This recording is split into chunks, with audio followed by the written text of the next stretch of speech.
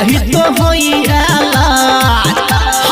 हम छिए भोला बाबा के पुजारी कही तो होइला रे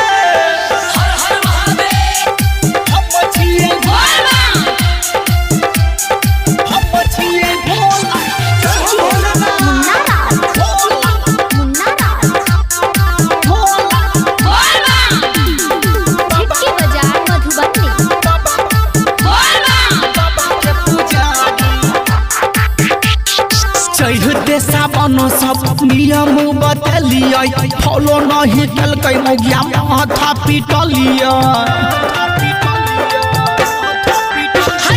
चढ़ते सावन सब नियम बतलिए फॉलो नहीं कल मौगिया माथा पिटलिए केहन छै बुद्धि एकर सब दुसैया हमारा सर समाज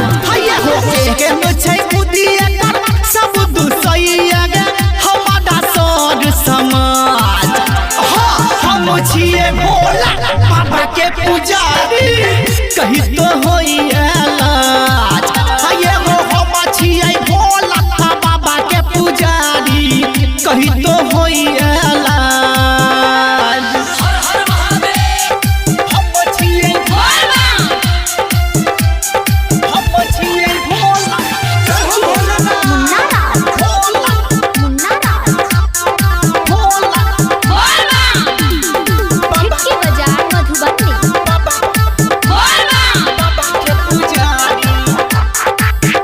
सोची हमारा तो होइए बड़ा टेंशन गाजा पर से भांग खेबै कर तैरिया कसान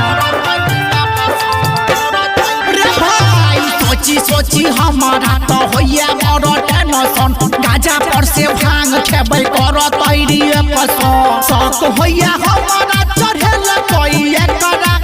पीके सिरा खबर अरे शौक होइए हमारा चढ़ल कोई एकरा हम छिए भोला बाबा के पूजा